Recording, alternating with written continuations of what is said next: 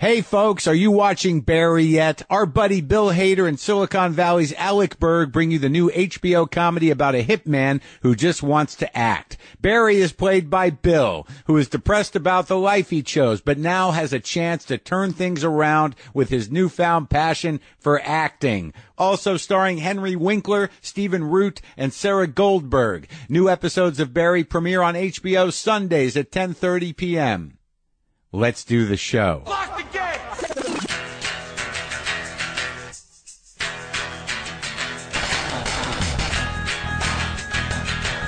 All right, let's do this. How are you, what the fuckers, what the fuck buddies, what the fucksters, what the fucking ears, what's happening? What the fucking avians? Yeah. How's that? Because I'm in Scandinavia. It's kind of a riff on Scandinavians. Did you get that? Did you dig it? I did that for all the people that will, hopefully have come to my show last night.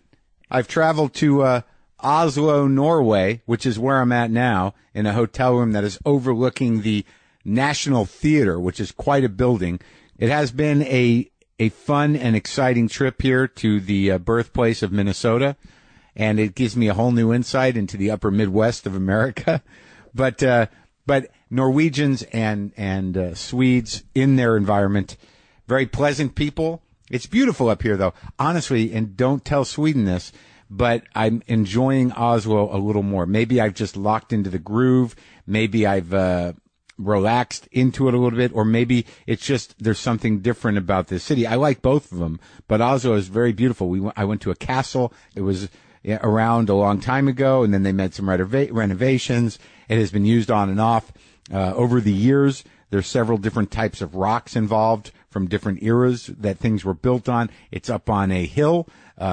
There's bricks and wooden doors. There's archways. There's holes for cannons, and it overlooks a fjord, I believe it would be. I believe that I'm now just two blocks away from a fjord, which I don't think I have been before.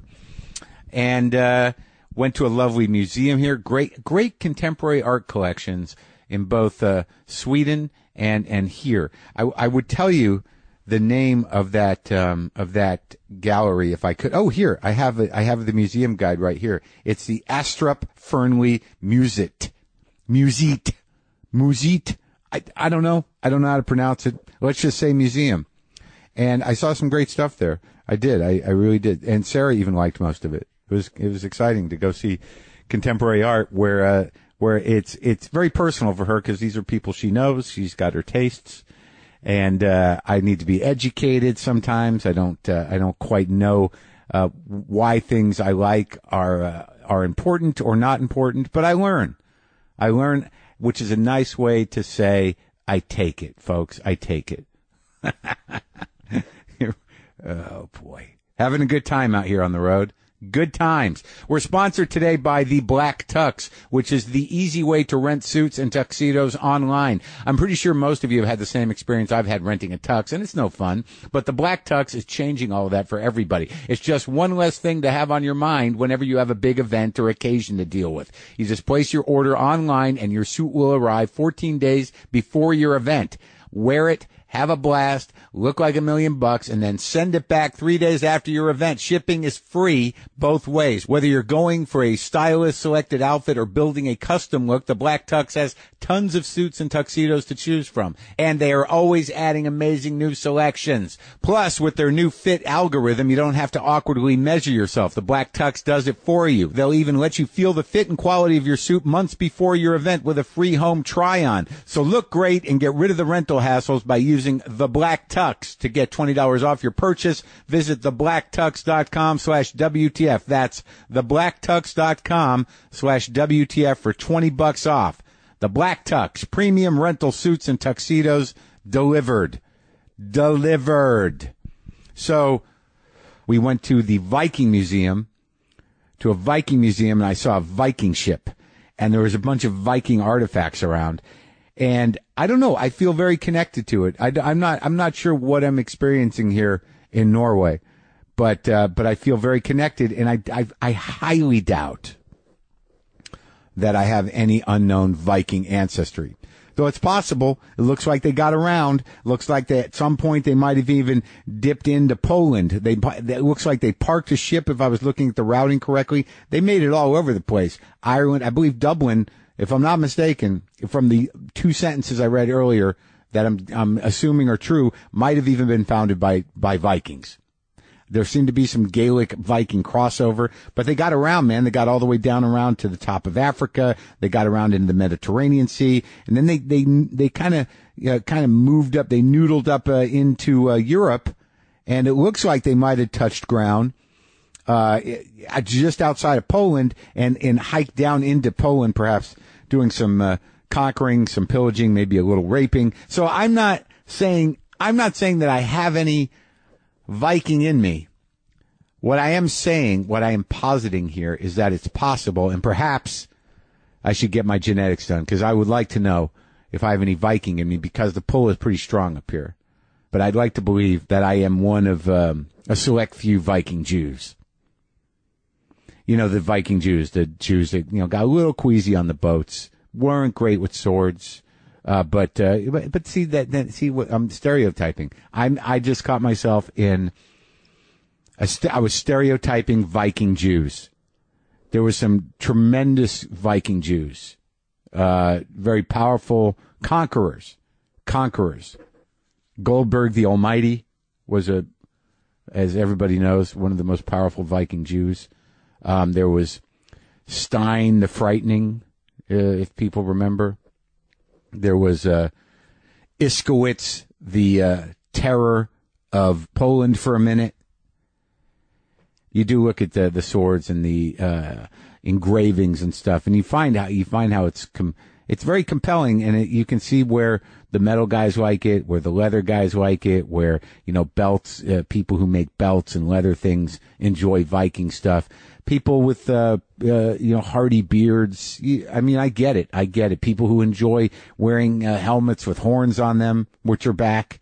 I don't know where you live, but I think there's some of that going on in Brooklyn, maybe out in Highland Park where I used to live. You're seeing the horns on helmets again. The helmets that come all the way down with the steel nose guard are happening. It was only a matter of time. Once the beards came out, it was only a matter of time before the horned helmets would make their way back into coffee shops. Did I mention that Bradley Whitford is on the show today for no real reason? It's always nice to talk to Bradley. I've met him a couple times. He's one of those guys that I'm like, I know I'm going to get along with this guy. But he was, he was a nice chap, but he wasn't really plugging anything. Just came by, wanted to hang out, talk a bit. It was really like that. So what's going on in the States? I got to say, I haven't been watching TV. I've been checking the news occasionally. It doesn't seem like anything great is happening. It does feel like something is falling apart. I just hope it's the right thing. Oh, boy. I'm a little giddy. I don't know if the air is thin here. It does stay light a long time. It's only about 5 or 6 hours of darkness, it feels like. Maybe, I don't know. I go to bed, it just got dark at like 9:30, 10. I wake up, sometimes during the night, and it seems like it's light at 4 or 5. I could research all of this. But as some of you know, I like to speculate. I'm enjoying it here. Oh, yeah, I just realized. You know what might be doing it? What might be creating some genetic exhilaration and connectivity to this region is smoked fish.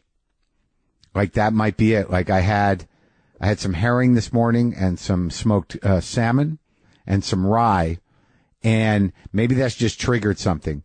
Maybe it's not genetic at all. Maybe it got all my Jew genes excited, and then I felt connected to everything because I'd been fished up in the morning. I got the smoked fish buzz of my people. All right. Now I'm going to Google Jews in Norway because I don't know if I'm the only one here right now. Anyways, Bradley Whitford back in the garage. This is still some of the archive from the old garage, and you can see him on the new season of The Handmaid's Tale on Hulu, which premieres this week. And, of course, he had a great year in 2017 in the movie Get Out and the other movie, The Post. A lot of Whitford around. Good guy. He's got an edge to him, this guy. Got a little bit of an edge from the Midwest, too, as I recall. Maybe he's part Viking. I can't remember if we talked about that. Jew Vikings, watch out for us. In Brooklyn, we're the ones wearing the helmets with the horns. This is me and Bradley Whitford, back in the garage.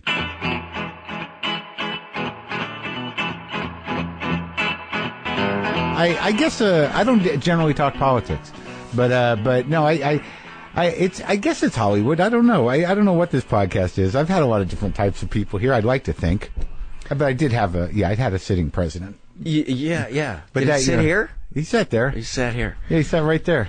You've met him before, though, haven't you? Yeah. Yeah, well, okay. Don't you West Wing alumni have special privileges within the Democratic government? Yeah. Any of you could just go to the White House and you're like, oh, come on, you're familiar with...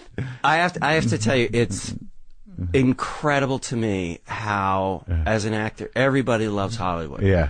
They will let you in anywhere. I was doing research for one of the first movies I did, Presumed Innocent, and I was playing a lawyer, and they said, well, you can go to court. Yeah. And it was a Superior Court judge in New York, and I walk in, and she goes, oh, you're with the movie. Come up, sit next to me. And I'm sitting next to this judge as she's sentencing people. Presumed Innocent, though, that was a pretty good, who directed that? Was it? Alan Pakula. Yeah, right? And this was he did The Parallax View. Didn't he? Yeah. And he did... Sophie's Choice. Yeah.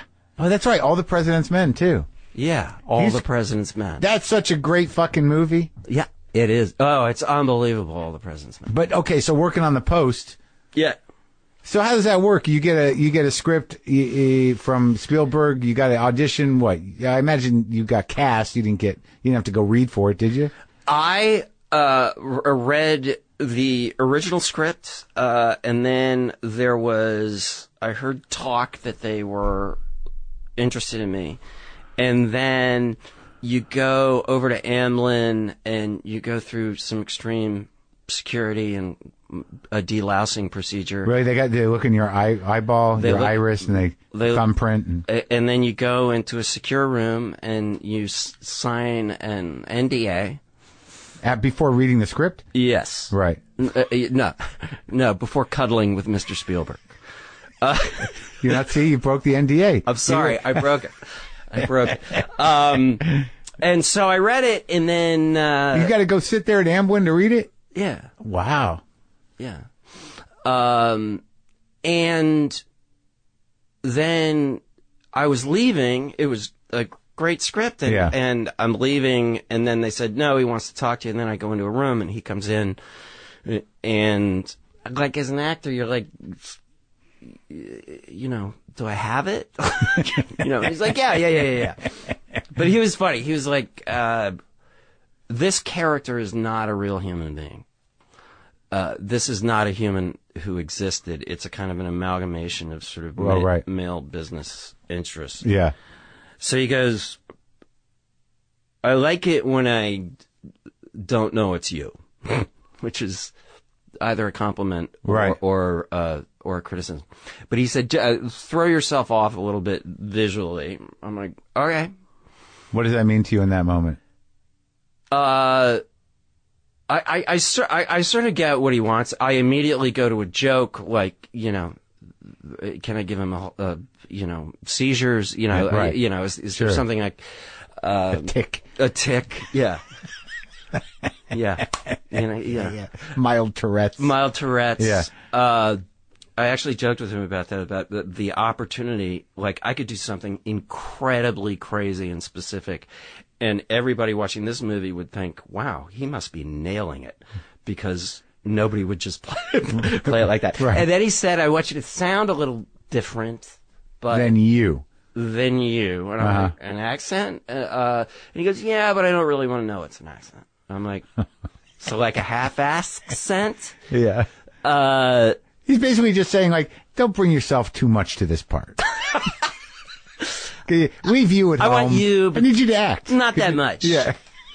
And then, but the funny thing is that I go, like, it's a complicated script. It, it moves around. A little too much for my... Okay. I liked it. You were good in it. Stephen, that's what Marc Maron thinks of you. Yeah. So I said, are we going to rehearse? And he goes, no, I don't like to rehearse. He goes, Meryl wants to rehearse, and I'm like, maybe you should do what Meryl wants. Yeah. And he goes, no, I don't like to rehearse. And I think there are virtues, actually, weirdly, to not rehearsing. And I go, well, when's the read-through? And he goes, oh, I don't like read-throughs. And he goes, yeah, Meryl wants one of those. And I said, why don't you like read-throughs? And he said, because it gives everyone the impression that this process is more democratic than it really is. Really? Laughing. Yeah, I mean, but that was interesting. So no read-through, no rehearsal. You just show up for work on the day they're shooting your scenes. Yeah, and you go quickly. It's interesting because, like, I did a movie years ago with Eastwood, who's like the same thing. You don't even know the camera's. Which movie? A Perfect World. I remember it. Yeah. I remember, like, because it was Costner played a heavy, and it was like a big deal. Like he's playing a shitty guy, right? Right, and he was great in that. Yeah, I remember. Yeah, and but so both Eastwood and Spielberg shoot quick. Yeah, and their virtues, their faults to it, Which are what? You get done with the take and they're moving on. You're like, but I didn't. Yeah. Well, Clint's thing is, I asked him why he doesn't say action, and he said when he was doing Rawhide, they would struggle to get horses on marks, which is not easy to do. And then these directors would come in and go, action! And the horse would rear up, and he felt like people do too. Oh, really? Interesting. Well, I think so. Have you ever had directors who have like a big action pronouncement? Well, I mean, I haven't done that much. I know you're probably thinking about my entire repertoire of films and television shows, but I've not done much. But yeah, certain directors come in, they do it differently. But I've never been on a set with a major director where everybody's sort of waiting. You're on TV set, and it's sort of like, the guy who says it, and it's all right. It was never been that jarring. Yeah, it's not a big deal. There was one guy that, some people do it. They're dramatic about it. Action! Some people just say action, and then action! I know somebody who does action! And it's like, why are you making this? Joel Schumacher was, everybody focused, and action!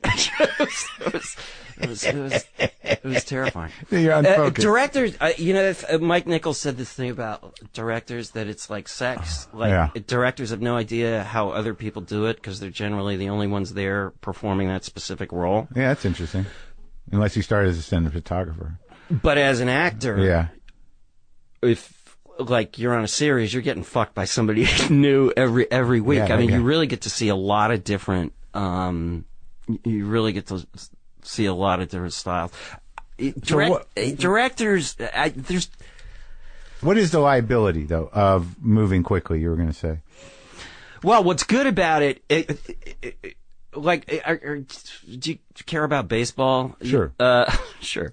When knuckleball pitchers come in, there are very few strikes thrown, and everybody in the field kind of gets lazy. Yeah. And if you know you're going to get an infinite number of takes, you tend to not really get ready. With Spielberg or with Eastwood, you know that your first take is going to be seen by your grandchildren. Right. So you gear up. It focuses the mind. And it's changed now, the technology. Like when West Wing started, you had to load film. There was this tangible thing that you didn't want to run out of at the end of the tape. They had those big things that had to snap onto the camera. What are those called? Not cartridges, or change the magazine. Mag. Yeah, change the mag. And with that, there's kind of a psychology of, we don't want to waste this. Now, almost everybody is shooting digitally. And plenty to waste. Yeah, and there are virtues to it. I actually think it's changed acting because you can afford to just, leave it on and catch some behavior, but it also drags out the shooting process. I think that's true. I think that, in the same way where, the shift from typewriter to word processor to computer, that, it enables you not so much to get sloppy, but perhaps to over, like it maybe makes you lazy in a way, too, I think. Yeah, if you're scrawling it with a feather, Yeah. and you can't erase it, you're gonna like really think about The it. white out. Yeah. Yeah. If you got a hammer and a chisel on a wall, you're really gonna think about it. But so that brings that's what's good about shooting quick, is that like it focuses you and you really got to show up for work. Yeah. Yeah. And also it does something, it's a really interesting thing because actors are always trying to get comfortable in a very uncomfortable situation. It's not, and can tend to get too comfortable. Like they will actually, especially in success as an actor, be more comfortable than any human being has ever been asking to pass the salt. Right. Sure. Right. Because they're just trying to get comfortable. It's interesting to me how actors spend, like being relaxed is the most important thing as an actor, but it can sometimes lead to a kind of, I don't know, passivity. Yeah, but also like isn't there the threat too, and I only notice this with my limited experience in acting, that like if you get too comfortable that you might just be you. Like you just, comfort yourself right out of the character. Yeah. Yeah. Yeah. And where you do a scene and you're like, wait, I think I was just me eating. Can we? I forgot the character. Yeah, right. I mean, is that possible? Or is that crazy? Yeah. I mean, it's a weird thing because you're always, it's a whole discussion. Like so when did you start? Acting? Yeah. Oh, I mean, like, I did a little in college here and there, but I did 4 seasons of my own show on IFC, and I knew that there was a curve. I knew I could be present, and I knew I could listen, but that's all you need to do. But there's something about movement that, you're going to be awkward the first bit. I knew my first season. You were awkward physically playing yourself? Yeah, because like, you don't want to be self-conscious of what you're saying, which I'm good at not doing that, but I do get self-conscious of like, should I just be standing here? Am my hands, what's going on? That kind of shit. But then that goes away. So I haven't been doing it, professionally for that long. Like with Glow, this is only the second big thing I've done. I like Glow. Oh, thanks. I mean, I'm just a small part of it, but I appreciate you liking it. Yeah. You're welcome. But I find myself, like this second season, I started to, like, originally I was sort of like, man, there's a lot of waiting around. Oh God! Right, and you're waiting around to do like a 5-minute thing, and like you can't get mad about it because because you're lucky. Yeah, and also that's the job, but it's like I didn't act my whole life, so a lot of times when I'm on set, I'm like I could be doing other shit. Okay.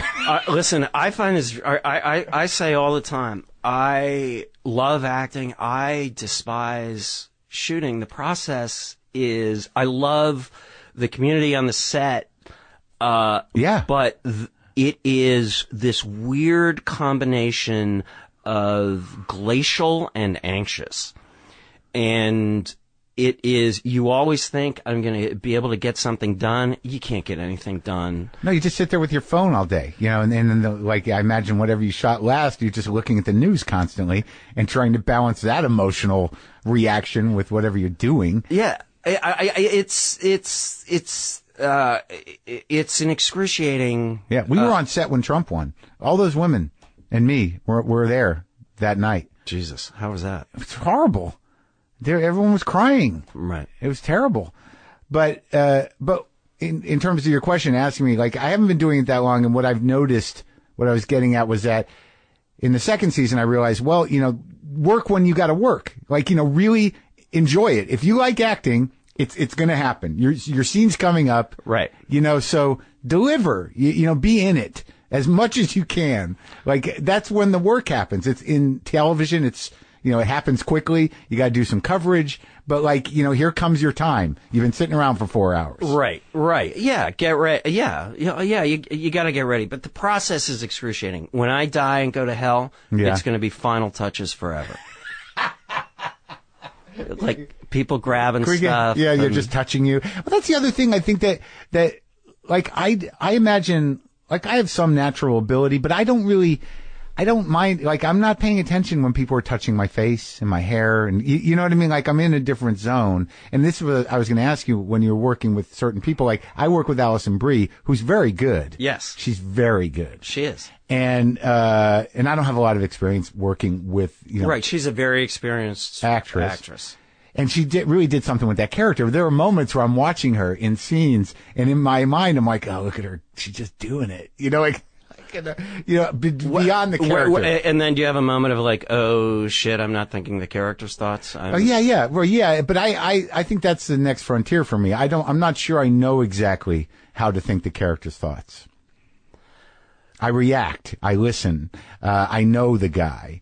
But there are parts, there, a lot of times I think being present and acknowledging what's happening keeps me present, but it's not the character's thoughts. Yeah, I think, Doesn't everyone have their own trick? My thing, like the way I deal with, like what seems to be an interfering thought, that would be like, I'm not in the scene. There's usually a way to kind of judo it back. Like, certainly with nerves and with panic, you can put it, into the scene. It goes to a weird, look, acting's a very, like, one of my kids said, like, no offense, but I've seen dogs be good in movies. And it's true. How's that kid doing? I'm like, you're welcome.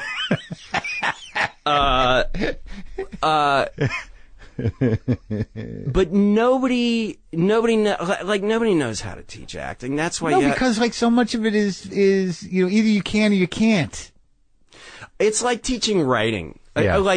And because nobody knows how to do it, you have these cults, like, fundamentalist Christian sects who look at a complicated world and go, you got to do it this way. Right. And then, but you do, like, I think the experience out, like the Gordon Lish writing cult in New York, and then there's all these acting cults out here. But like, the one thing that gets you is it gets you interacting with other people. And like, where did you train mostly? I went to college, and did theater at in English at Wesleyan, but and then I went to Juilliard. Well, see, but see, that's the thing about training to be an actor. Someplace like Juilliard, you're doing movement, you're doing dance, right? You're doing sword play. You're doing, but all that stuff doesn't matter. Like kind of, but like you you can teach like how to use your voice. You can gets in your body. Yes. Yeah, but you can't, nobody knows, how to teach acting. The one thing you can agree on is you gotta be in the moment, you gotta want something, can't teach anyone how to be Gene Hackman. No. Right? No. Like, it's just like, when you look at huge movie actors, whoever taught them whatever, it doesn't matter. No. Well, it's like it's like writing. You just got to do it a lot and have some people with some good taste telling you what to do. Yeah, and you've done a hell of a lot. Well, let's go back. Where were you spawned? How did it happen? Why are you? Where'd you come from? Why am I me? It's really it's funny because I'm thinking about this. Today is my mother's 103rd birthday. She passed away. Oh, God, I was hoping that was a better 90s. story. Yeah, it would have been better. My parents had 3 kids, a massive break. My brother, the mistake, and I'm like the mistake's friend. Uh-huh. So I have... Oh, they had him, and then they're like, we got to have another one to... A playmate. Oh, really? So my mom was 46 when I was born, which was weird. This year, my 3 oldest siblings will all have been married 50 years, which is kind of weird. Isn't that weird? So what's the biggest amount of 19 years between you and the youngest one? And the oldest. I'm the baby. Right. 19 years. Yeah. So you didn't even know them. They were out of the house. They were. She was in college. Yeah. And I have a niece, who's 47. Wow. Yeah. I've a ton of nephews and nieces. But what that meant was my parents, I was born in Madison, Wisconsin. I like Madison, Wisconsin. Madison, Wisconsin's fantastic. It's a nice town. It's a great town. It's college is there. Yeah, and, it's like Austin. Yeah, and there's like smart, sweet people in the Midwest. Yeah, and it's kind of a progressive Shangri-La. It's really wonderful. It's not as affected as Austin, I don't think. I think like there's the progressiveness of the Midwest when it's there. It seems a little deeper, a little more humble. Yes. You know, yeah, polite people. Yeah, they're very, very sweet. Yeah. Very, very sweet. So I was born there, then I moved to Pennsylvania, and then went back to Wisconsin for high school. What was the business of the folks? My dad was a frustrated musician. He basically worked his way up in an insurance company, but he was an amazing piano player. He had perfect pitch. Jazz? Yeah, kind of big band, you know, stuff. But it was interesting because he always, I think, I could tell that he kind of got off. He never thought it was a practical thing, right, for anybody to do. It's interesting to me because I think about this. People parenting now, like our generation of parenters are like, "Hey, we're cool, you know, we're totally cool with whatever you want to be, but what the fuck are you? Yeah. Like, are you a jock? Yeah. You know, are you are you talking about the parents or the parents? Yeah, or the kids? The parents. There's this weird. They're not grown up yet, is what you're saying. Yes. Yeah. Yeah, they're overly invested in trying to control this process. I was the fifth kid. Yeah. My parents were like, love them, keep them out of traffic. Yeah, good luck with they'll them. be whatever they want. So they were appropriately disinterested. Yeah. If my father had done... loving? Totally loving. Yeah. Oh, yeah, that's good. I am extremely lucky. Yeah. They were at a very happy place. Right. And they knew I was the last one. Yeah. Every time I walked in the room, I felt like my parents would smile. It was really loving. That's great. Well, they've been through the worst of it. Like they'd already done it, and then they'd kind of chosen to do it again. But I think about the fact that if my dad had come to me after the Arsenic and Old Lace in 7th grade, and said, as I would to my kid now, "Oh my God, I have never seen you so happy. Do you want to take an acting class?" There is no question I would not be an actor. Because either I would have pulled against the leash, or I wouldn't have the sense of ownership that I had, because it was always this cool thing that just I was kind of in love with. Now, my dad loved it. Like, I've just memory after memory of, like, doing a play and my dad standing up with his flash camera. Yeah. You know, and taking a picture. But it's interesting to me. Overly supportive, you would have said, fuck that. Oh, if Bruce Springsteen's mom came down and said, "Honey, you got something. Like you need to take some guitar lessons," he'd be a drunk in Newark. Put that guitar down. Well, yeah, we've moved from Asbury Park to Newark. That's a sad story. Yeah. He had to get out of Asbury. That's right, because his mother was there trying to get him to play guitar. Yeah. Play it again, Bruce. No, come on. Well, that's interesting. I guess that's true, though, huh? So your dad was accepting, but still was like, don't put all your eggs in one basket, kind of thing. No, he was totally like. It never occurred to me growing up in Wisconsin, like, if you're from here or you're from New York, like, you know somebody who's been in a movie. The idea of being an actor never occurred to me. It wasn't, even if it had, it would be too embarrassing a thing to say as an aspiration. Right. What'd your siblings do? By then they were working, for Christ's sake. They all had careers, I would imagine. Yeah. I have a brother who's a journalist. I had a sister who's a social worker and writes children's books. A sister who's a nurse. Brother who's an interpreter. Wow, it's interesting. Yeah. So, it's a very liberal arc there. It is. Yeah. But when then I applied to, schmacting school, and I remember I said to my dad, I said, just think of it as, like, because it was 4 years. What'd you do undergrad, though? Where'd you do undergrad? Wesleyan. What'd you study? English? English and theater. All right. So, but theater. What you weren't in the art school. You weren't in the theater school. You were in the English department, liberal arts. Yeah, it's basically a liberal arts school with a little right. crazy, batshit theater department. Right, but that was, you were just doing a minor in that.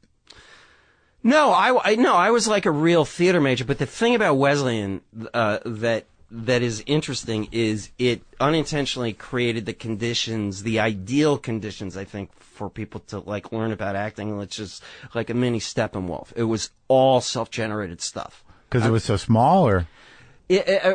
All the interesting stuff was outside the department, and there were just these venues where you could put a play up. Right. And it wasn't high pressure, and people sort of found their voices. Right. I was glad I got to do that, act a lot, before I got to Juilliard, which is kind of a zen, sucky, we're going to strip you down. It's a weird place to be if you're too young, I think. So all right, so you do the undergrad thing, and you do a lot of work. You have a good time. You do a lot of plays. You got some chops. You took some chances. Yeah. You started to feel the parameters of your talent. Right? The limits, I call them. You know what I mean? Yeah. And what you can and can't do, maybe a little bit, or no? Yeah, I mean, it was just fun, and it did not have any professional aspiration to it. It really didn't. Were you getting good notices? Were you getting, like, were people thinking you were good? Was there enough to, obviously, to audition for Juilliard, you must have thought, like, I got this, I can do this. Yeah, I didn't think I could do it. I thought that I could, try it. I remember, like, pausing, looking at the letter when I got in. To Juilliard? Yeah, because it was like, this kind of means you're going to try to be an actor. Well, what did you have to do? Did you audition, with a modern piece and a classical piece? What was the audition? Yeah, do you remember? Look here upon this picture, and upon this, the counterfeit presentment of the man. It was a Hamlet thing. I don't remember what the modern one, but it was those two. Yeah, do two pieces with four people sitting there, kind of thing. I hate auditions. I despise them. I don't respect them. Yeah. I don't respect their ability to, select talent or ascertain potential. Yeah. I hate it. I'll tell you a really interesting thing. This happened. I really should have taken a camera. I thought of it. Yeah. My class from Juilliard, we all got together. Right. Which never happens. After 31 years, we all got together. How many are you? Like 12, 15 people, is it? Like, what is it? It was over 20. Yeah, it was about 20. Yeah. Back then, they used to put people on probation and kick them out, which was abusive and stupid. Yeah. The actors would come there and they would be told, at the first, I never was, but they'd be told, you're on probation, which is a great way. For what? Because we might kick you out. But for what? Not being good or...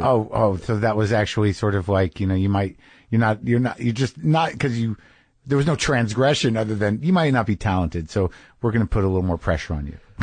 Yeah, it was horrible. There was this whole kind of school of, this kind of British acting Nazi,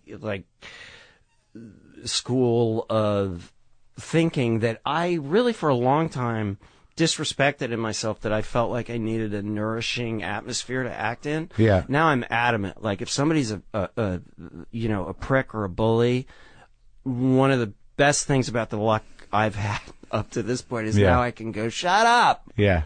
Yeah. You insecure son of a bitch. Yeah. But there was a lot of crazy at Juilliard. It was a very tough place, and there were people who were younger than me there. About half the class had gone to college, half the class hadn't. 18 years old, 19 years old. Yeah, it's crazy. Yeah.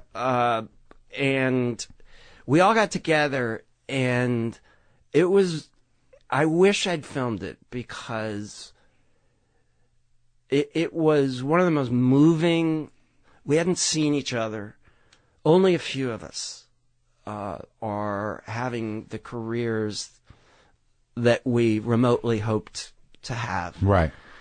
And people instinctively sat in a circle. It was like a meeting, and everybody talked and told their stories, and it was like a chorus line, "Fucked our town." I mean, it was so inspiring to see what people who we were very, very close to at this time in our life had gone through. And it was heartbreaking, and to see the carnage of people walking around with an anvil of failure, feeling, I think, really hurt because they didn't get, the most dangerous thing in the world is to put your self-esteem on a platter and hand it to show business. Yeah. It won't end well. Tell me about this anvil, because I think about that a lot in comedy, where it's not a meritocracy. It doesn't matter. No, it's not. There's a weird mixture of luck and persistence and representation and whatever. There's a million things that determine whether it is not just talent. Yeah, it has any success at all. No, talent is, that's like sometimes that happens. Sometimes because your talent might be just you're ambitious. You might be good enough. Your talent, they being just good enough is highly rewarded. Adequate. Right. Adequate. So what about these people? I mean, I'm not looking for names, but you did feel the heartbreak in the room, is what you're saying. That there was did it end happily, this reunion? Yeah, it did. I mean, I think people are, are to play. It was just interesting. It's interesting to me. Like, you must deal with young comedians who get in touch with you who have, whose parents are friends of your parents or something, or they just reach out now because of the podcast, or right. Yeah. Like I talk to young actors all the time. I talked to one the other day, and she was coming out of Juilliard, and she's like, well, if you're good and you really, work hard and you really want it, you can have an acting career, right? And I'm like, I'm like, if you're lucky, I mean, one thing I do believe that I say to these kids is I really do believe that if you're good and you want it, and maybe you won't be an actor, but you can have a life in storytelling. Right.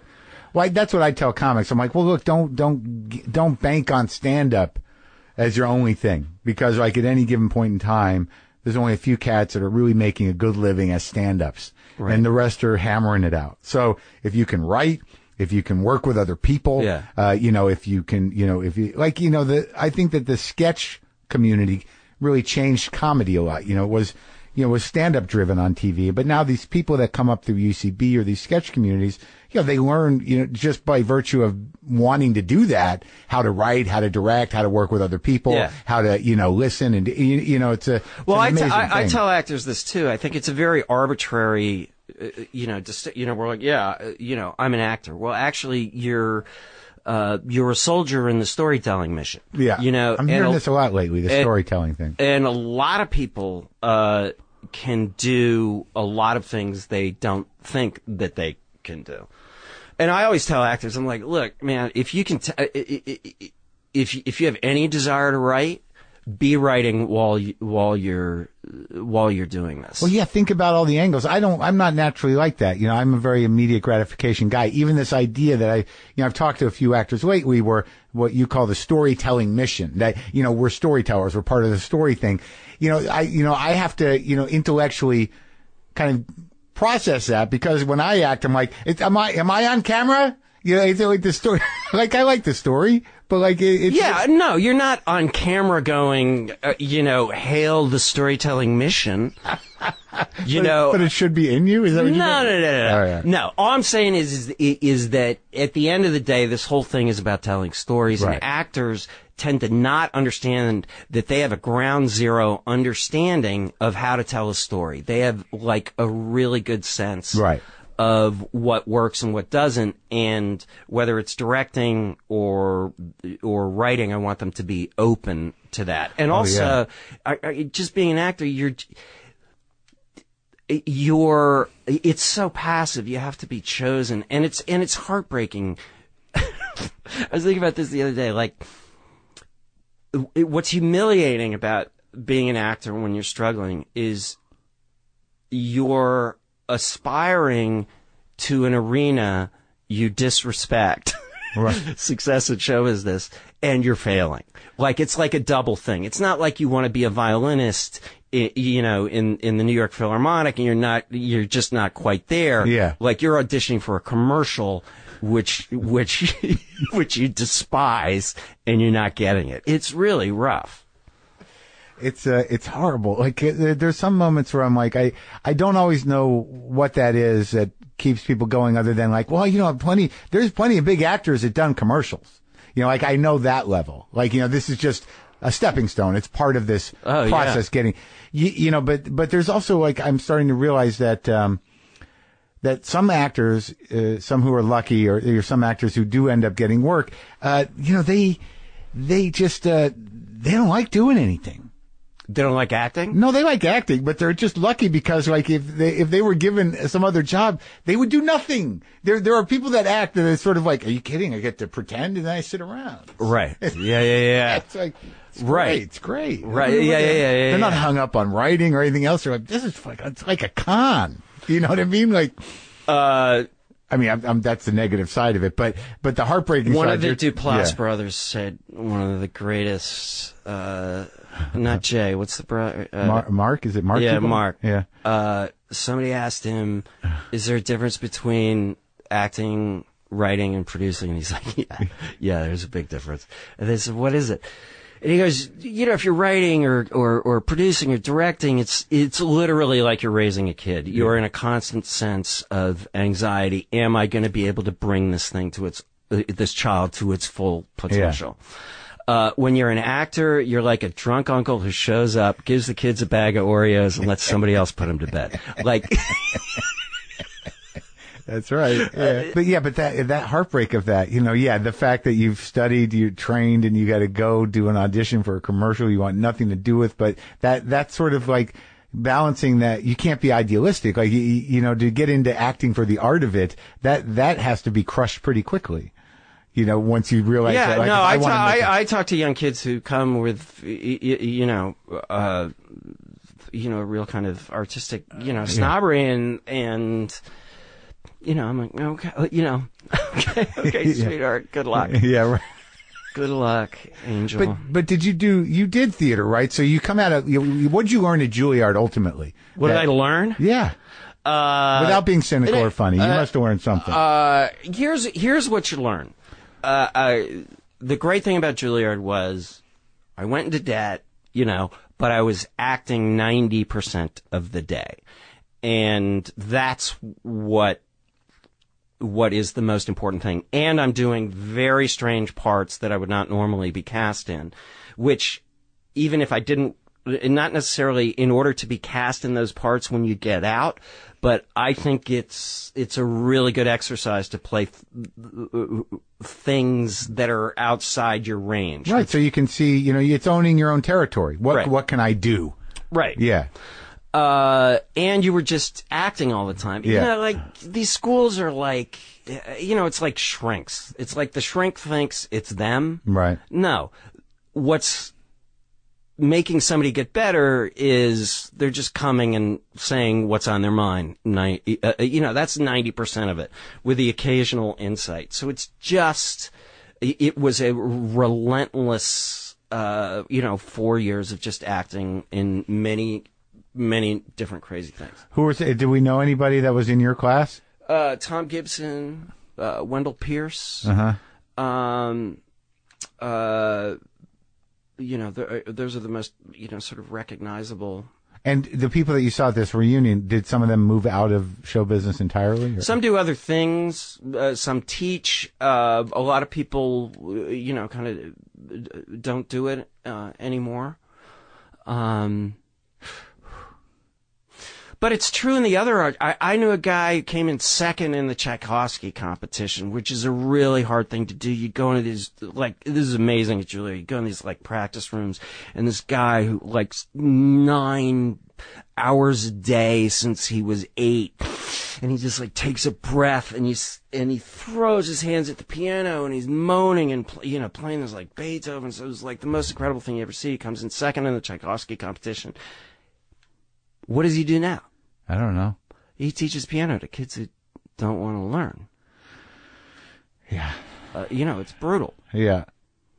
That's a very specific thing. That's a good thing about acting is that you can start a culty acting class. Well, no, you can do commercials. That guy. Yeah. The calling for a prodigy. Right. It's like so either you're the soloist who plays with the orchestra, right, or what? Yeah. I mean, I guess you could play. How many new piano soloists are there every year? I don't know if they're. I'm not keeping up. Yeah, and they tend to stay around and work into old age. So it's tough. It's tough in the arts. Yeah. It's tough. But so okay, so you do all this acting and you get out, and are you doing theater? What happens right away? I get out and initially crickets. Nothing is happening. What did you try to do? Were you in New York? Yeah. You stayed in New York. I was in New York. I worked for a catering company. Did you do a showcase for agents and that whole thing? Yeah. Nothing? No, I got an agent, but then nothing was happening. I'd gone, 4 years of graduate school. Were you doing theater? Well, initially I was catering in the Philip Morris dining room, 7th level of hell. Yeah. This corporate dining room where you had to arrange these bouquets of cigarettes, and this is like 1985, and you hear these slithery, tanned people talk about the opportunities to give away cigarettes in front of girls' schools in China. That was fun. And then I worked at the World Trade Center. Bouquets of cigarettes. Bouquets of cigarettes. And then... Did you smoke? Did I? Yeah. I would bum cigarettes. But you never. But I wouldn't buy. You don't got the personality. You don't got the addictive thing. No, I have to be careful with them. Like I'll bum them. Yeah. I realized that early on. I then got a part in a play, and after acting would be a time where somebody else would have a cigarette and I'd bum a cigarette. Sure. Yeah. World Trade Center. And I thought, well, I only have cigarettes when I work, and then I realized I work all the time. Yeah, I'm always bumming cigarettes. Where you worked at the World Trade Center? Yeah. At the Port Authority dining room. This was in, like 85, and then I got Bill Pullman dropped out of a show, Curse of the Starving Class, that was moving from off Broadway to off Broadway. And he got a part in a movie, which was a big deal, and he had to take it, and they were opening in a week, and they thought about closing it down, but I ended up getting it. So my first gig was this Curse of the Starving Class, which was this Sam Shepard play with Kathy Bates, which was like dream gig. I mean, it was scary. You had to urinate on stage. You had to, this kid freaks out. I usually don't like nudity in plays because you just sit there and go, oh, wow, I hope that actor's cousin isn't here. That guy's naked. Well, that's happening. Yeah. But it was a weird thing because this guy comes out completely naked and ends up slaughtering a lamb who we called Merle Sheep. And it was this, and I had to go into it in a week, and it's a big part with a big monologue, and I got to meet Sam Shepard, and that was intense. And you're what, 22, 23? No, I'm 24. Yeah. And he was directing, or he was just around? No, he just came. He just came by with Jessica Lange. Yeah. Oh, you're fancy pants now. Yeah. It was. Did you know Pullman? No. I ran into him in like the Mayfair a couple of years ago, and I was like, "Thanks for the career," because it really was like the first. Did he remember? Did he know? Yeah. He was very, very sweet about it. But it was weird. I had this great. For like 9 months I was doing this play, and it was weird. Kathy Bates was amazing. She's great. The first night I had to go on I had to learn this play in like 6 days. Yeah. And there's a big monologue at the beginning. Yeah. And I remember the first couple of days of rehearsal where you're looking into these wonderful actors' eyes, and you can see that they don't think you're going to be able to get there, which is a horrible thing. And I survived. Kind of sympathetic. Yeah, yeah. Oh, honey. Sweetie, are you giving it a go? Anyway, I was backstage right before it was opening night and there were critics, and I'd gotten the thing like, a week before. And I'm backstage, and it's emotional at the beginning, and I'm sitting on the floor, and my legs are crossed, and I'm like, getting emotional, and Kathy Bates walks by and goes, what are you doing? Preparing? Nice. But there's a guy named Eddie Jones. I really wouldn't be an actor if this guy who played my dad, Eddie Jones, who was this terrific actor, got me through that. I mean, yeah? Yeah, I could have, it was scary. I was walking around Yeah, I can't naked imagine it. and Yeah, I mean, and you just did it. here's when you don't want to be naked. Yeah. In rehearsal. Like, Yeah. if the play's going on, that's great. Like, you're in the reality of the play, whatever that is, and you're naked. What you don't want to hear is the director go, okay, hang on 1 second. Because then you're just a schmuck with your dick hanging out. Standing there with other people. it's like, can we not break the reality? And it's not right. Again, it's not like movies or TV where you got a dick sock on. No, you just gotta wait those it are out. weird. Hey, they are weird. Yeah, I'm wearing one right now. Oh, really? Yeah. You took a liking to it? You figure you wear it? Oh, my God. So how did Eddie Jones help you? He just said to me, he is an incredibly kind guy who had faith in me when he shouldn't have. Uh-huh. And you had a lot of scenes with him? Yeah, he was my dad. It's that complicated Shepherd dad thing? Yeah. Yeah. Shepherd daddy. Yeah.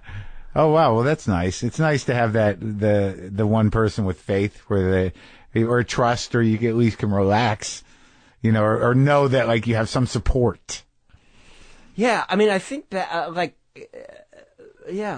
trying to manage that confidence without it curdling it's breaking apart into arrogance. Well, arrogance, but the other way, like what it takes to sort of a full shame spiral. Yeah, like that's the one thing that experience gets you is less of those.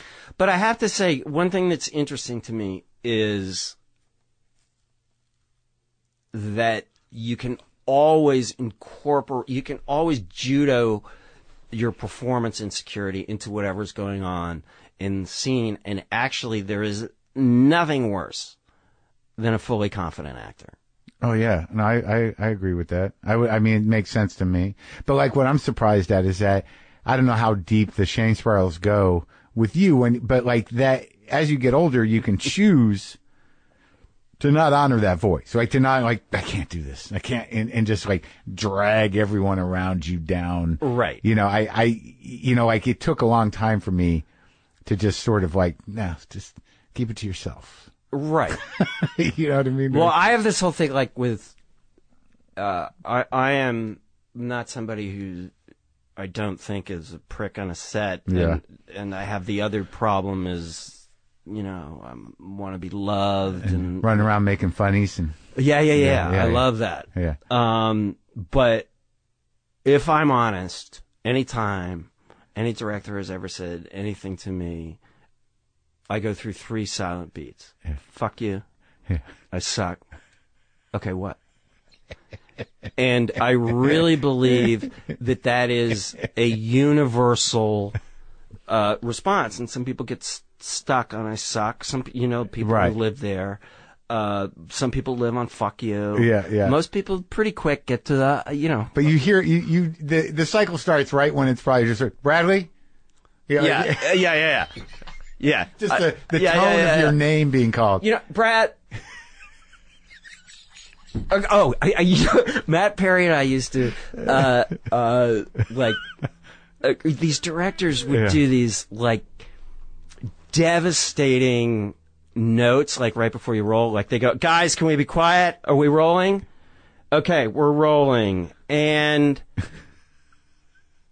Brad, don't push for that joke. Action. So, it's like some devastating, or are we rolling? Brad, just pick the prop up, don't make a meal. Action, like you're totally humiliated. So when Matt... You're trying too hard, Brad. I got to direct Matt. Yeah, don't try too hard. Just say the line. Action. Don't do that shit with your face. Action.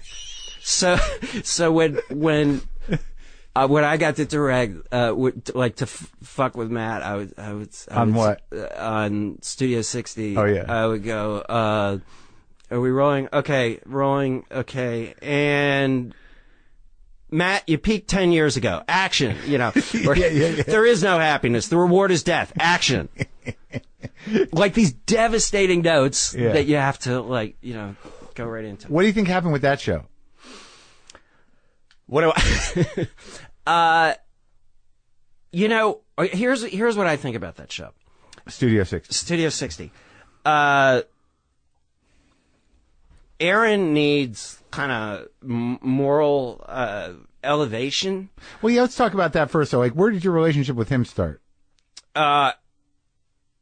It's funny because people ask me, how did you meet Aaron Sorkin? I did a movie that I was snobby about doing called Revenge of the Nerds 2, Nerds in Paradise. Yeah? Was that one of those acting decisions you made where you thought, I can really take my craft to... I'm going to dig deep. I want to explore this. I mean, I've played an asshole, but I've never played one on vacation. Yeah.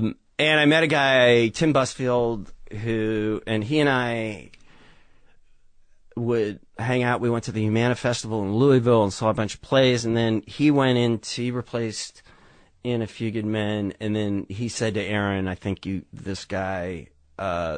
should see this guy. So I auditioned for Aaron, and Aaron made me like the Kevin Bacon part. Yeah. And then I got to understudy the lead, and then I got a really big shot because usually they put, no offense to me, a fading television star in one of these things to keep a play going, but he ended up giving it. Aaron stepped in and said, no, I want him to be the lead. So I got to be the lead in a Broadway play, which was stunning, and I didn't deserve it. And that's where I met him. And because with him, I don't know him at all, but I find that as time goes on, that Sorkinese is its own sort of, it's its own type of writing, its own type of acting in a way. I started to notice it, not like West Wing, but more, a little there, but also in the movies, that in order to play Sorkin, you have to know how to do it. It is. Listen, I've seen really good actors who just get the zen sucked out of them, right, having to do it. And there is this technical verbal obligation that you have to get to your unconscious place so that your blood can flow. Like the key to it, it's the same thing with Mamet, who pisses me off because he teaches acting. Why does that piss you off? Because he's a playwright. And what do you think about the way he teaches acting? I think it's playwright-centric. It's Which means just say my words very clearly. You're a pawn in my game. Yes. Anyone can do what you do. Anyone can do it. Just talk, say my words. But the great Mamet actors, their blood is flowing while they're fulfilling, this outfit. They're great actors despite him. They didn't learn how to act through Mamet. No. Right. No. Yeah, sure. You can bring life to the rhythm, man. It's like Shakespearean in a way. Yeah. And some people just get fritzed thinking about the logistics of the language. And also just I imagine part of an actor's struggle with Sorkin would be would a person say this? Doesn't matter. If you put the emotion into it, they will seem as though they would say it. Yeah, I never felt like, I mean, he's a very interesting writer. It's really fun to do. I bet. When it's like flowing, it feels like volleyball or something. No, I love it. Like, and I didn't notice it until the Steve Jobs movie. Mm-hmm. Because like I watched that movie and whatever anyone else was saying about whether it was real, whether it wasn't real, I'm like, well, it doesn't matter if it's real. This is like, Hepburn and Tracy. Yeah. Like, in order to do this language thing that he does, you've got to get it. And when it's working, it's spectacular. I mean, yes. I don't give a fuck about whether the story is what the device of the story. Listen, it's extraordinary. That guy wrote 11, the equivalent of 11 feature films a year with West Wing for 4 years. It will never be done again. It's an extraordinary achievement. Nobody will ever do that. Yeah. Nobody's ever going to do it. And he was writing, we would go in, I remember these, like, you go in and it was like, you got a new Arthur Miller play every week. Was everybody were you and Allison and everyone else was just like, oh my God, every script that came out? They were pretty, they were pretty great, and they were a lot of fun. I mean, Aaron is an impatient, in the best way, an impatient showman. He's desperately worried he's going to lose the audience's attention. So he brings these wonderful characters, and, there's a lot of wit. You were talking about Studio 60. One of the things with Studio 60 is, like, on West Wing, the political world, like, basically you got C-SPAN, and you bring in wit. Yeah. And you're like, oh, thank you. Funny. When you're doing people. SNL, and you bring in wit, you're pissed off. Yeah. I always felt that show, I remember talking with Aaron about it, that I felt, like, I want to see, and I think Aaron could write it great. Well, I guess he did. Afterwards, but like I think like Anderson Cooper is under interesting pressures, where he does his, talks about a school shooting, does a presidential campaign, and then does, has to get ratings. Right. The SNL, like the urgency in that show, that show was basically a show about writer's block. And Studio 60. Yeah, and tried to build this terror of, all the pressure that was on Matt's character. Well, I know Saturday Night Live is going to be on this week, and I know they'll get something done. Right. And it may not be good, all of it, but I think it had a sort of, I don't know, false content. Yeah, it wasn't authentic. Right. The show, the premise. Right. Right. Yeah, I think that's probably right. Oh, and then he did what? He did Newsroom? Was that what it was called? With Jeff Daniels? Was that him? Yeah. That was good. Yeah. Yeah. No, he's a brilliant writer. Are you guys friends? Yeah, I mean, I see him, he's a big part of my life. I see him every couple of months. We have dinner. Oh, yeah? Yeah. It's a weird, and Aaron had this power. My joke with him is that, a great show about democracy, and he ran it like Kim Jong-il. Yeah. It's, we were waiting for the story, to come from him, and that's the way it needed, it needed to be, but it sort of, and we treated him like a playwright. Yeah. Like, we're going to make all these words work. Right. We're not going to go to, hey, Bill, don't we get it with to be or not to be? Like, right. Yeah. Do we need, that's the question? No, you would make it work. Right. Well, yeah, I mean, he's one of these, like, I don't know anything about him, and I definitely tend to mythologize people in my mind, and then when I meet them, I'm like always surprised that they're human, but he seems to be sort of capable of these, inhuman feats, of creation that are sort of amazing. Well, he does an interesting thing. He's like, I'm going to paint on a big canvas. Yeah. Like with West Wing. It's so funny to me. There's all these political shows now, like all kinds of political shows. The Veep is the comedy. Yeah. And Scandal's the kind of pulpy thing. And the other one, the one that the House of Cards. Yeah. And when we were doing the show, it was like, that arena can't work. Right. Yeah. Now it's like completely, you broke it open for everybody. Let's talk, like you've done a lot of movies, a lot of television. And you were great and transparent. That must have been, now in terms of that set, somebody who's been around as long as you have, that must have been a fairly unique environment. Incredibly unique. Like, how did you come to that? How did I come to it? I mean, did Jill ask you to do it? What was the casting? I had, it was funny because I was here and it wasn't a point of pride, but I had noted the fact that I was like the only actor of my generation who started in New York who had never done a Law and Order. Really? So I was like, well, you missed it. You kind of missed it, right? You weren't in those lean times during that time. You were a little before, right? No, I was up for stuff. It just never happened. And then, I got asked to do this SVU, but it meant going to New York. And I'm like, I don't want to go to New York. And they said, it's with Tambor. And he's always been one of my favorite actors. And I was like, oh, if it's with him, yeah, I'll go.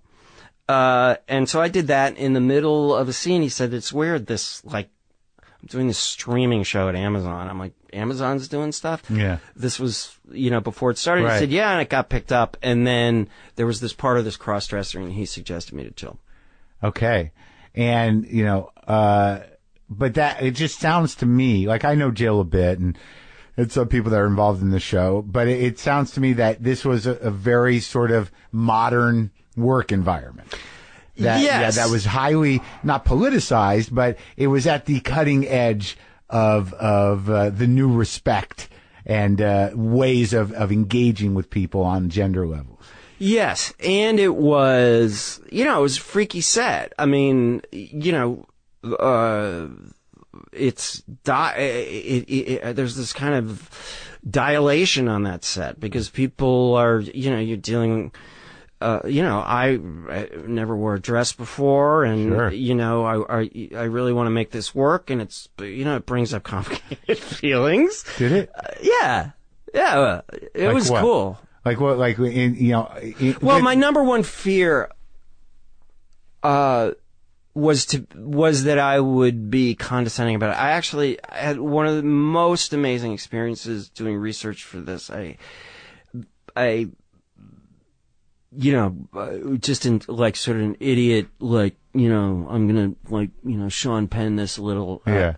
I got in touch with a group that, cross-dresses and signed up to go. I was just going to go. Yeah. Sure. Hang out, observe. Yeah. But I was, I was going to go undercover, cross-dressing. Oh. And it was delicate to get invited to this thing, understandably, and I got myself invited. As a spy. Right. And then I realized... And also you're a public personality, so... Well, yeah, I'm vaguely familiar. Yeah. I don't know about that. But then I called him up and I said, look, I want to be honest with you. This is a safe place for you. Is there any... I'm doing this thing. It was before the show had come out, and I said, I can assure you, this is not going to sentimentalize or condescend, and I just want to do whatever I can to get it right. They talked to everybody in the group, and I went. I was terrified walking into this place. I mean, terrified. So I was now not cross-dressing. Well, it's sort of like there's part of your masculinity at stake because you don't know yourself in this way. Yeah. It was. I was shaking. Like, I've done weird research. What were you afraid of, though? Could you put your finger on it? Like, walking into the place. I mean, it was an inarticulate reptilian brainstem Freudian fear. Uh-huh. I don't know. Yeah. I don't know. Was I going to be turned on? Oh yeah. Right. So yeah, you were threatened. Yeah. Yeah. So what happened? Door opens and it's somebody who really doesn't pass. Who kind of gruffly, goes, hey, come on in. mini skirt, Sure. and it's like, and it's like, I'm like, you can see me kind of go, like, take a deep breath, going, this is going to be intense. It turned out to be one of the most moving things, honestly, that I've ever seen. They get together. This is it's an apartment where people meet. Yeah. This is the night. They get dressed. Yeah.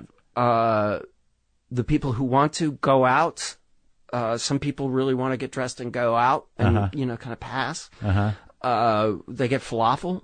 They bring it back. And they sit together and they eat falafel, and nobody's getting drunk. Nobody's trying to pick up people. Yeah. And the range of experience was astonishing. There were a lot of people who've gone heroically through 12-step stuff. They have a secret, or they've gotten beaten up. Their kids wouldn't talk to them. You'd hear these like heartbreaking stories, and then this like 75-year-old goes, I'm hearing all these stories of woe. It's like my life has been a party. This has been amazing. I'm taken care of. This watch is gold. And then there was an army guy there. There were some people who are extraordinarily feminine and almost porny. Some have like a schmata on, right. with a wig. But it was just interesting to sit with these people who needed a sanctuary to be themselves. Right. It was really fascinating. There was this wonderful, God, what a character, like a 17-year-old Puerto Rican girl who did all their hair, who loved to come on Wednesdays and do these guys up. Anyway, what that experience did was it gave me total freedom. Like there's a million different ways, to do it honestly. Right. To do it honestly. But I was always afraid, am I going to, make a cheap joke? Right. Well, yeah. But you mean on set? You mean, or just like, right? Like not during a scene, but like you were worried about your own weird defensive, disposition popping up in the middle of it, that would not be a good set to do that on. I do remember right before they said action, Jeffrey and I are fully cross-dressed. Yeah. And they're about to say action, and I looked at him and I said, "You realize this is the memoriam reel?" Did he laugh? Yeah. Because he seems to be pretty deep in it when he does it. Very deep in it, and I guess he's not doing it anymore. He got into some trouble, I think. Yeah. I think he always felt, am I doing justice to this? Yeah, he did some insane work on that. Yes, thing. incredible work. It's like some real risky shit. Yeah, it's a crazy set. Yeah, but you were. It must have been a real baptism in, the edge of cultural progress there. That what's going on in terms of identification, identity, how to address people, how to be respectful. Yeah. Especially when you're coming to it at your age or my age, where things are changing that dramatically right. in those communities. Like the fear of saying the wrong thing or doing the wrong thing must be extraordinary.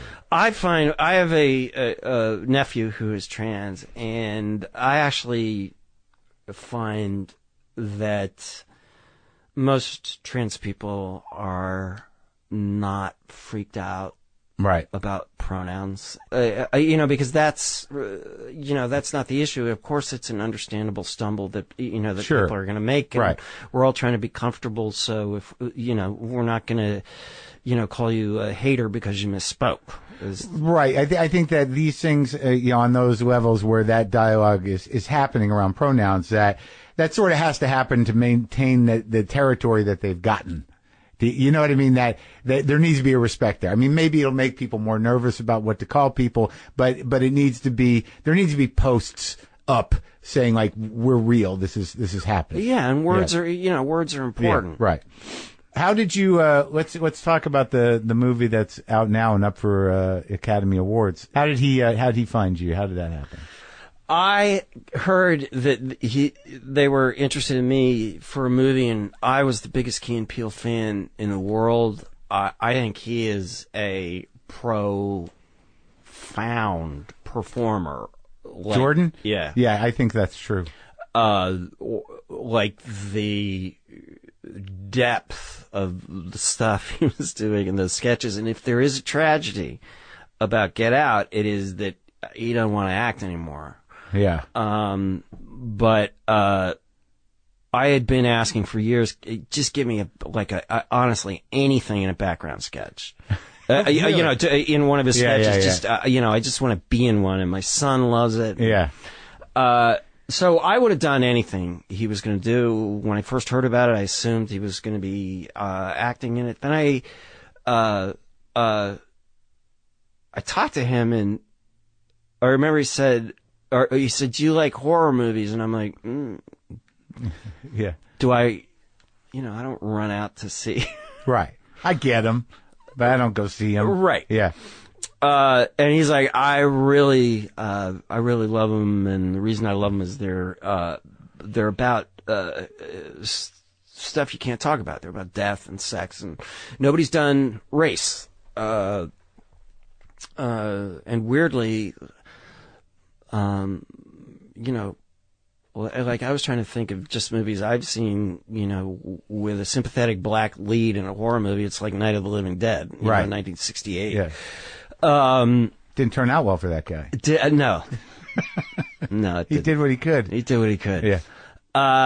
So then he sent me the script, and I remember coming out and saying to my fiance, this, I've never read anything like this, and I don't know if it's going to work, but it'll be amazing.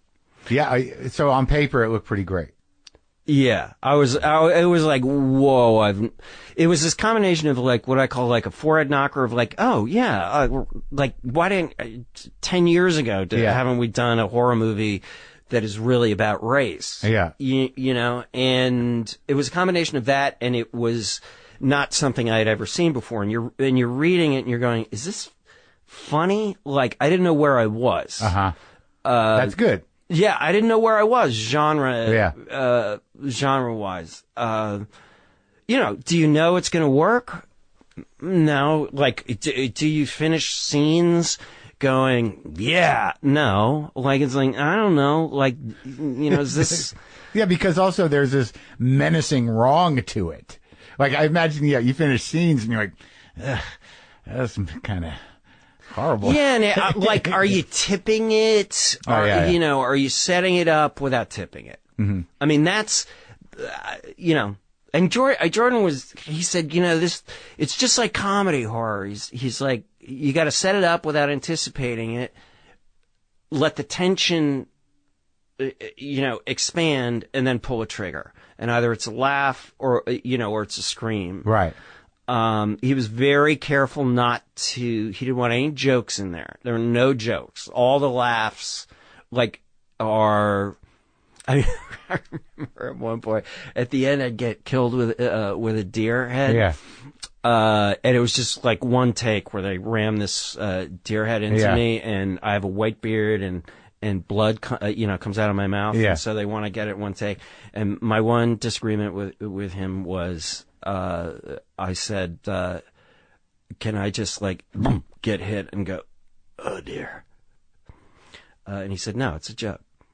Because it's deer. He's like, no. Right. No. Oh, really? No. It was a pun. Yeah, it was a little pun. Yeah. You can't have no room for puns anywhere. But it was a 22-day shoot. Nobody thought it was going to work. There is a bit of a comedic relief with that. The guy's friend, that comic from Chicago. What's that? Lil Rel. Yeah. Yeah. That guy, it wasn't joke, but it was sort of like that was reality calling. And that was very funny. Yes. Great ending. Great ending. He changed it, right? No, I don't know anything about it. The original ending was you see him killing everybody in the driveway, and you hear a cop car, and you see the red lights on his face. Cut. He's in prison. Lorel, the TSA guy, is visiting him and saying, "We got to get you out. We know the truth. You're not gonna, rot in a prison." And Chris, Daniel Kaluuya's character, says, "No, it's okay. We stopped him." That was the end.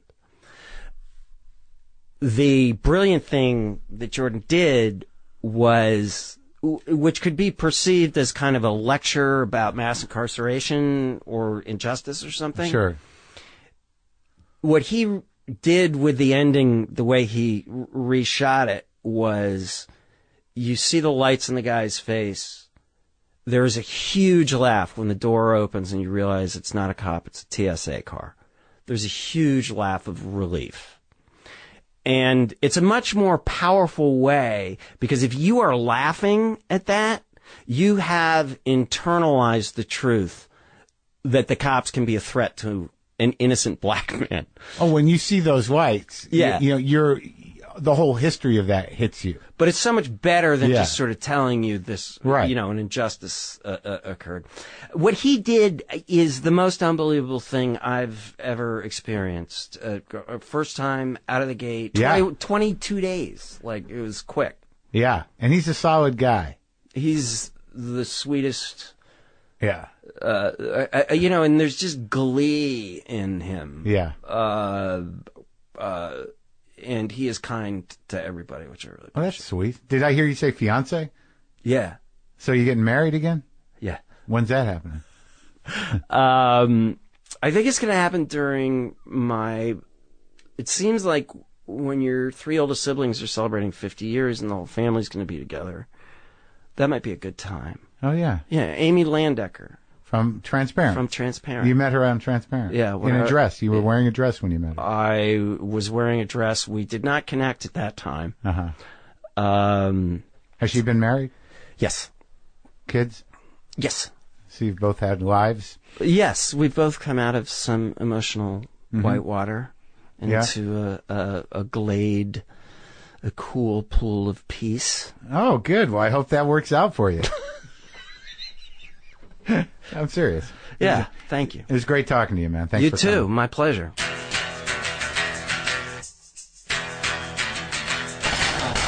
Nice guy, right? He's got a little cut to him, got a little edge, got a little intensity, grounded. I like him. I like that Bradley Whitford fella. As I said, you can see the new season of The Handmaid's Tale on Hulu. He's in that.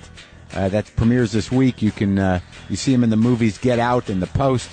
You can watch reruns of The West Wing for probably a year if you really wanted to. This show is brought to you by FXX and Archer, Danger Island. Watch Archer navigate the mysterious and deadly world of Danger Island as an alcoholic seaplane pilot in the all-new season